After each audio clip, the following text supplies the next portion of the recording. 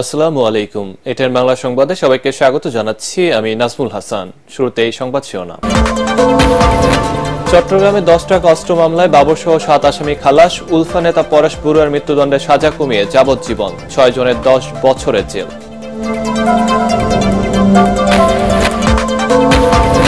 প্রতিশোধ নয়, 31 দফা বাস্তবায়নের মাধ্যমে স্বৈরাচার আওয়ামী লীগ সরকারের অন্যায় অবিচারের জবাব দেওয়া হবে, জানালেন তারেক রহমান।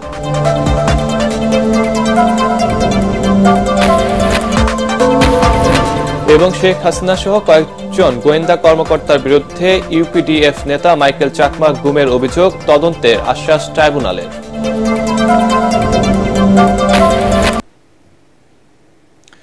শুনছিলেন সংবাদ শিরোনাম, এবার বিস্তারিত। চট্টগ্রামে আলোচিত 10 ট্রাক অস্ত্র চোরাচালান মামলা থেকে সাবেক স্বরাষ্ট্র প্রতিমন্ত্রী লুৎফুজ্জামান বাবর সহ 7 জনকে খালাস দিয়েছে আদালত। এছাড়া উলফা নেতা পরেশ বড়ুয়াকে মৃত্যুদণ্ডের সাজা কমিয়ে যাবজ্জীবন আর বাকি 6 জনকে 10 বছরের কারাদণ্ড দেওয়া হয়েছে। বিচারপতি মোস্তফা জামান ইসলাম ও বিচারপতি নাসরিন আক্তারের সমন্বয়ে গঠিত হাইকোর্ট বেঞ্চ এই রায় ঘোষণা করেন।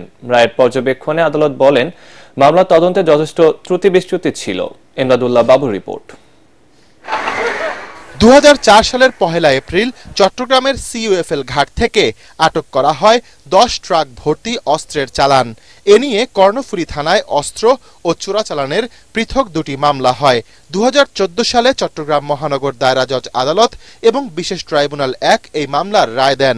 এর মধ্যে অস্ত্র চোরাচালান মামলায় বিচারিক আদালতের রায়ে সাবেক শিল্পমন্ত্রী ও জামায়াতের আমির মতিউর রহমান নিজামী, সাবেক স্বরাষ্ট্র প্রতিমন্ত্রী লুৎফুজ্জামান বাবর, ভারতের বিচ্ছিন্নতাবাদী সংগঠন উলফা নেতা পরেশ বড়ুয়া এবং 2টি গোয়েন্দা সংস্থার ঊর্ধ্বতন কর্মকর্তা সহ 14 জনকে ফাঁসির আদেশ দেয়া হয়।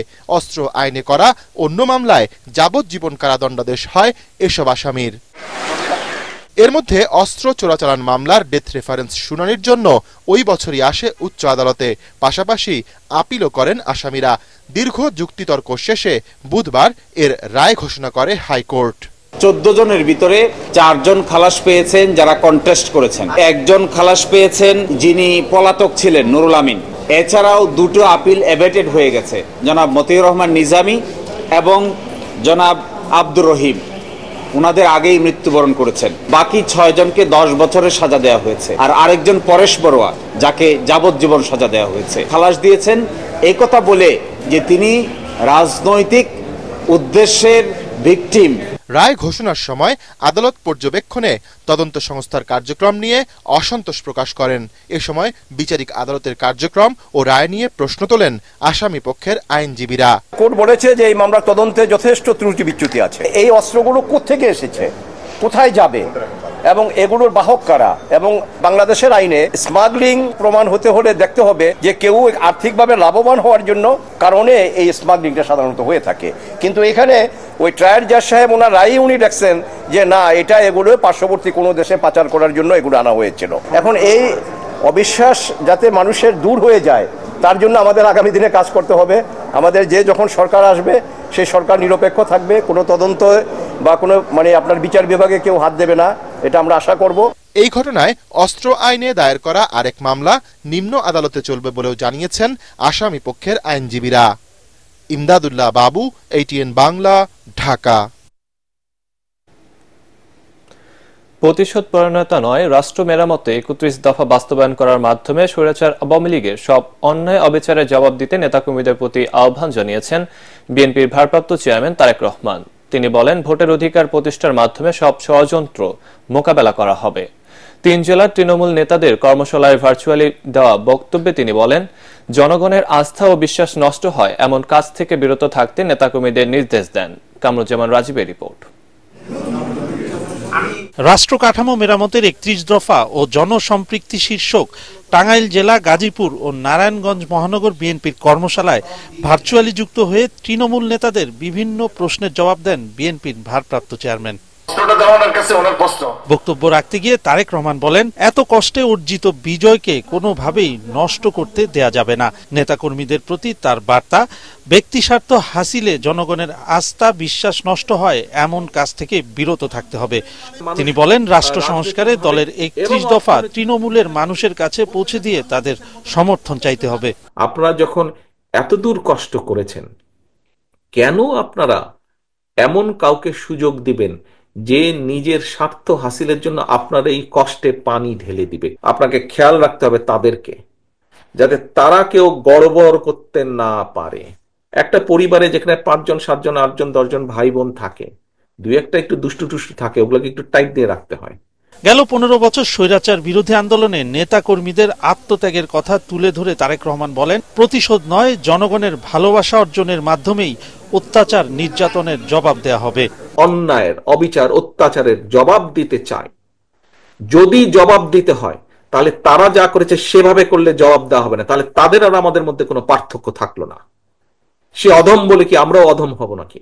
আমাদেরকে যদি জবাব দিতে হয়, আমাদের 31 দফা যদি আমরা সফল করতে পারি, তাহলেই জবাব দেওয়া হবে। যারা চায় না এদেশে গণতন্ত্র প্রতিষ্ঠিত হোক, যারা চায় না এই দেশের মানুষ রাজনৈতিকভাবে এবং অর্থনৈতিকভাবে সফল হোক, স্বাবলম্বী হোক, যারা এটা চায় না, আমরা যদি 31 দফা সফল করতে পারি, তাহলে মানুষের ভোটের অধিকারকে প্রতিষ্ঠিত করতে পারি, তাহলেই তাদেরকে আমাদের জবাব দেওয়া হবে। রাজনীতিবিদরা ভোটের কথা বলবে, এটাই স্বাভাবিক মন্তব্য করে তারেক রহমান বলেন, গণতন্ত্র ও জনগণের ভোটের অধিকার প্রতিষ্ঠা করাই এখন বিএনপির প্রধান লক্ষ্য। সমর্থন পাওয়াটাই হচ্ছে জনগণের আস্থা বিশ্বাসের প্রতীক। কামরুজ্জামান রাজীব, এটিএন বাংলা। রাখাইন রাজ্যের বাস্তুচ্যুত মানুষের জন্য জাতিসংঘের তত্ত্বাবধানে নিরাপদ অঞ্চল প্রতিষ্ঠার বিষয়ে প্রধান উপদেষ্টা ডক্টর মোহাম্মদ ইউনূস মালয়েশিয়ার সহযোগিতা চেয়েছেন বলে জানিয়েছেন তার প্রেস সচিব শফিকুল আলম। কায়রোতে মালয়েশিয়ার উচ্চ শিক্ষামন্ত্রী ডক্টর জাম্বুরি আব্দুল কাদিরের সাথে আলাপকালে তিনি এ সহযোগিতা কামনা করেন। এ সময় রোহিঙ্গা সংকট নিরসন এবং আসিয়ানের ডায়ালগ পার্টনার হিসেবে বাংলাদেশের অন্তর্ভুক্তি সহ বিভিন্ন বিষয়ে সহায়তা অব্যাহত রাখার অঙ্গীকার করেন মালয়েশিয়ার মন্ত্রী। বৈঠকে 2026 সালের প্রথমার্ধে নির্বাচন আয়োজনের কথাও জানান ডক্টর ইউনূস। এছাড়াও তারা মালয়েশিয়ায় বাংলাদেশিদের নিয়োগ, উচ্চ শিক্ষার ক্ষেত্রে সম্পর্ক সম্প্রসারণ, রোহিঙ্গা সংকট নিরসন সহ দুই দেশের পারস্পরিক স্বার্থ সংশ্লিষ্ট বিষয় নিয়ে আলোচনা করেন। এর আগে উন্নয়নশীল দেশগুলোর সংগঠন ডেভেলপিং 8 বা D8 শীর্ষ সম্মেলনে যোগ দিতে স্থানীয় সময় সকাল 11টায় মিশরের কায়রোয় পৌঁছান প্রধান উপদেষ্টা ডক্টর মোহাম্মদ ইউনূস। প্রধান উপদেষ্টার প্রেস সচিব শফিকুল আলম বৈঠক শেষে সাংবাদিকদের এসব কথা জানান। রিজিওনাল অনেক বায়োলেটারাল আমাদের সাথে যে তাদের যে মিউচুয়াল ইন্টারেস্টের যে জায়গাগুলো আছে সেগুলো নিয়ে কথা হয়, রোহিঙ্গা ক্রাইসিস নিয়ে কথা হয়, আমাদের ইলেকশনের টাইমলাইন নিয়ে উনি ওদেরকে একটু কথাবার্তা বলেন। এছাড়া আমরা কোথায় কোথায় আমাদের তাদের সাথে জোরদার সম্পর্ক করতে পারি সেই সমস্ত বিষয় নিয়ে আলাপ হয়। সাবেক প্রধানমন্ত্রী শেখ হাসিনা কয়েকটি গোয়েন্দা সংস্থা এবং অজ্ঞাতনামা বেশ কয়েকজনের বিরুদ্ধে আন্তর্জাতিক অপরাধ ট্রাইব্যুনালে গুমের অভিযোগ দায়ের করেছেন ইউপিডিএফ নেতা মাইকেল চাকমা। ট্রাইব্যুনালে হাজির হয়ে চিফ প্রসিকিউটরের কাছে এই অভিযোগ দায়ের করেন তিনি। এ সময় চিফ প্রসিকিউটর তাজুল ইসলাম জানান, আইন অনুযায়ী মৌখিক অভিযোগটি আমলে নেওয়া হয়েছে। এমদাদুল্লাহ বাবুর আরেকটি রিপোর্ট। আওয়ামী লীগ সরকারের আমলে গুমের অভিযোগ দাখিল করতে প্রখ্যাত আলোকচিত্রী শহীদুল আলম ও অধ্যাপক রেহনুমা আহমেদকে সঙ্গে নিয়ে বুধবার আন্তর্জাতিক অপরাধ ট্রাইব্যুনালে আসেন পার্বত্য চট্টগ্রামের আঞ্চলিক রাজনৈতিক দল ইউপিডিএফ এর নেতা মাইকেল চাকমা। কিন্তু চোখ বাঁধার আগে আমি একটা ওয়াকিটকি দেখেছিলাম। 2019 সালে রাজধানীর কল্যাণপুর থেকে চোখ মুখ বেঁধে তাকে গুম করা হয় বলে ট্রাইব্যুনালের চিফ প্রসিকিউটরের কাছে মৌখিকভাবে জানান তিনি। তাঁর দাবি, খাগড়াছড়িতে এক সমাবেশকে কেন্দ্র করে তৎকালীন প্রধানমন্ত্রী শেখ হাসিনার ব্যক্তিগত আক্রোশের শিকার হন মাইকেল। শেখ হাসিনা যে 2013 সালে খাগড়াছড়িতে একটা সমাবেশে গিয়েছিলেন, নির্বাচনের সমাবেশে, ওই সমাবেশের দিনে একটা আমাদের ছাত্র সংগঠনের পাঁচশত পরিষদের একটা অবরোধ ছিল। অবরোধ থাকাতে সেদিন তার সমাবেশ 2টায় শুরু হওয়ার কথা থাকলেও কিন্তু লোকজন উপস্থিতি কম থাকায় শেখ হাসিনা সে যে পাবলিক মিটিংয়ে বক্তব্য দেওয়ার সময় বলেছিল যে আজকে যারা অবরোধ দিয়েছে তাদেরকে আমি দেখে নেব, একেবারে এইভাবে এসে বলছে, তাদেরকে আমি দেখে নেব, প্রতিহিংসার আমি শিকার হয়েছি। এ সময় চিফ প্রসিকিউটর তাজুল ইসলাম জানান, আইন অনুযায়ী মৌখিক অভিযোগ আমলে নেয়ার সুযোগ রয়েছে ট্রাইব্যুনালের। পরবর্তীতে প্রমাণসহ মাইকেলের অভিযোগ লিখিত আকারে নেওয়া হবে। তো উনি মৌখিকভাবে যে স্টেটমেন্ট এই ট্রাইব্যুনালের চিফ প্রসিকিউটরের কাছে করেছেন সেটাই আমরা আমলে নিচ্ছি এবং সেটাকে সূত্র ধরে আমাদের তদন্ত শুরু হয়ে যাবে। পরবর্তী সময়ে উনি যে সমস্ত বক্তব্য এবং অন্যান্য প্রমাণাদি তার গুম হয়ে যাওয়ার পরবর্তী সময়ে মিডিয়াতে যে সমস্ত রিপোর্ট হয়েছিল বা আরও যা কিছু আছে সেগুলো উনি আমাদেরকে সরবরাহ করবেন। তবে আমরা আজকের থেকেই তার অভিযোগটা আমলে গ্রহণ করে ফেললাম। শেখ হাসিনা, পুলিশ ও বিভিন্ন গোয়েন্দা সংস্থার বিরুদ্ধে ট্রাইব্যুনালের প্রসিকিউশনে গুম, নির্যাতন ও গণহত্যার এ পর্যন্ত শতাধিক অভিযোগ জমা পড়েছে। ইমদাদুল্লাহ বাবু, ATN বাংলা, ঢাকা। জাতীয় নাগরিক কমিটি ও বৈষম্য বিরোধী ছাত্র আন্দোলনের সমন্বয়ে নতুন রাজনৈতিক দল আসছে বলে জানিয়েছেন নাগরিক কমিটির আহ্বায়ক নাসিরউদ্দিন পাটোয়ারি।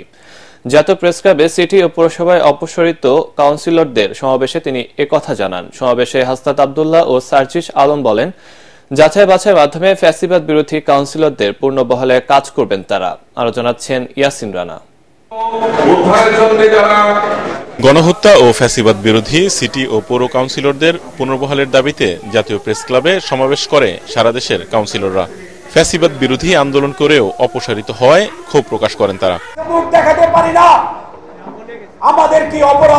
এ সময় কাউন্সিলরদের দাবির সাথে একমত পোষণ করে বৈষম্য বিরোধী ছাত্র আন্দোলনের আহ্বায়ক হাসনাত আব্দুল্লাহ বলেন, প্রশাসনিক কর্মকর্তাদের দিয়ে জনসাধারণের সেবা দেওয়ার পক্ষে নন তারা। 9টা অ্যাডমিনিস্ট্রেটিভ অফিসার দিয়ে এই জনপ্রতিনিধির অভাব কোনোদিনও পূরণ করা 1700 ফ্যাসিবাদ বিরোধী আপনারা যারা জনপ্রতিনিধি ছিলেন, আমরা আপনাদের 3 কোটি মানুষের প্রতিনিধিত্ব করছেন। ঠিক, যেই 3 কোটি মানুষ ফ্যাসিবাদের বিপক্ষে গিয়ে আপনাদের পক্ষে অবস্থান নিয়েছিল, আমরা এই বিষয়ে আমাদের যে এলজিআরডি মন্ত্রী রয়েছেন আসিফ মাহমুদকে অবশ্যই আমরা অ্যাপ্রোচ করব, এটা নিয়ে দ্রুততম সময়ে একটা কমিশন করব।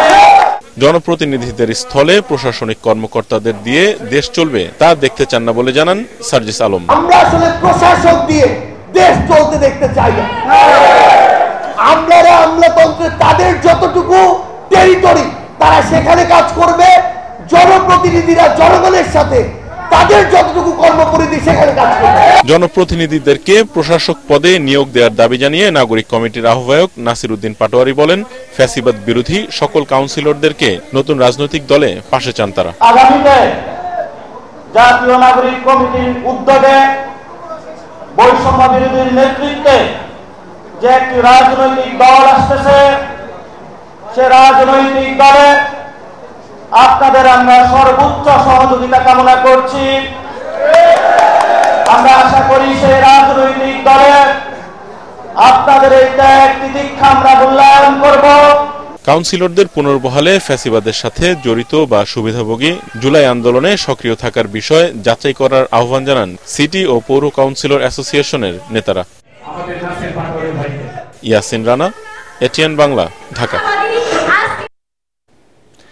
চেক ডিসঅনারের মামলায় ক্রিকেটার ও সাবেক এমপি সাকিব আল হাসান সহ 4 জনকে আদালতে হাজির হতে সমন জারি করেছে ঢাকার সিএমএম কোর্ট।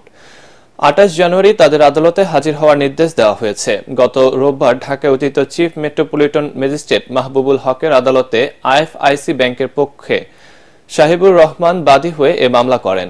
মামলার অন্য আসামিরা হলেন অ্যাগ্রো ফার্ম লিমিটেডের এমডি গাজী শাহগীর হোসেন, প্রতিষ্ঠানটির পরিচালক এমদাদুল হক ও মালাইকা বেগম। মামলা সূত্রে জানা যায়, আইএফআইসি ব্যাংকের বনানী শাখা থেকে নেওয়া ঋণের বিপরীতে প্রায় 4 কোটি 15 লাখ টাকার 2টি চেক ইস্যু করে প্রতিষ্ঠানটি। এজেন্সি প্রতি সর্বনিম্ন 1000 হজযাত্রী পাঠানোর নতুন নিয়ম করেছে সৌদি সরকার। এতে ক্ষোভ প্রকাশ করে তা পরিবর্তনের দাবি জানিয়েছে হজ এজেন্সি অব বাংলাদেশ হাব। এ বিষয়ে অন্তর্বর্তী সরকারের প্রতি প্রয়োজনীয় উদ্যোগ নেওয়ার আহ্বান জানান হাবের নেতারা। রাজধানীর নয়াপল্টনে এক মতবিনিময় সভায় তারা এসব কথা বলেন। এ সময় এজেন্সি মালিকরা বলেন, আগের নিয়ম অনুযায়ী এজেন্সি প্রতি সর্বোচ্চ 100 হজযাত্রী পাঠানোর পুনরায় প্রবর্তন না করলে এই খাত অচিরেই ধ্বংস হয়ে যাবে। প্রত্যেক হজ এজেন্সিকে কমপক্ষে 1000 হাজি হলে তিনি মুয়াজ্জিম পাবেন, তিনি হজ কার্যক্রম পরিচালনা করতে পারবেন। এটি শুধু একটি আত্মঘাতী সিদ্ধান্ত নয়, আমি মনে করি হজ ব্যবস্থাপনায় মারাত্মক বিশৃঙ্খলা সৃষ্টির জন্য এই সিদ্ধান্তই যথেষ্ট। আমরা মনে করি আমাদের সকলকে ঐক্যবদ্ধভাবে আমাদের এক জায়গা থেকে সংকটগুলো মোকাবেলা করতে হবে। এবার পার্টেক্স খেলা খবর।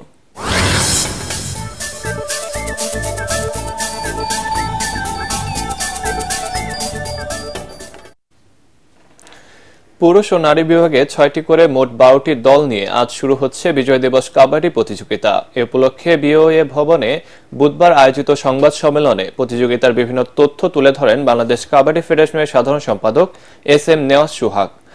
গ্রুপ ভিত্তিক খেলার পর শীর্ষ 2 দল সেমিফাইনাল খেলবে। সেমিফাইনাল বিজয়ীরা 24 ডিসেম্বর শিরোপার লড়াইয়ে মুখোমুখি হবে। সংবাদ সম্মেলনে উপস্থিত ছিলেন আয়োজক কমিটির সম্পাদক আব্দুল হক সহ অন্যান্যরা। দর্শক, শেষ করার আগে সংবাদ শিরোনাম আরেকবার। চট্টগ্রামে 10 ট্রাক অস্ত্র মামলায় বাবরসহ 7 আসামি খালাস। উলফা নেতা পরেশ বড়ুয়ার মৃত্যুদণ্ডের সাজা কমিয়ে যাবজ্জীবন, 6 জনের 10 বছরের জেল।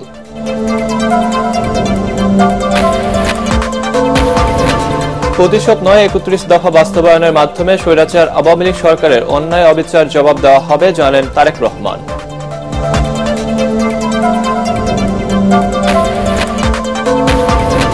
এবং শেখ হাসিনা সহ কয়েকজন গোয়েন্দা কর্মকর্তার বিরুদ্ধে ইউপিডিএফ নেতা মাইকেল চাকমার গুমের অভিযোগ, তদন্তের আশ্বাস ট্রাইব্যুনালের।